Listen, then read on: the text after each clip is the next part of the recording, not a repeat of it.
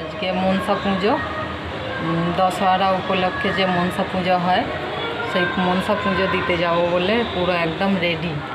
বন্ধুরা, আমাদের আর এক জায়গায় পুজো দিতে যাওয়া হবে, এবার জোগাড়টা করে নিই। চলো চলো পুজো দিতে যাবো, চলো চলো চলো, এই যাবো, দাঁড়াও।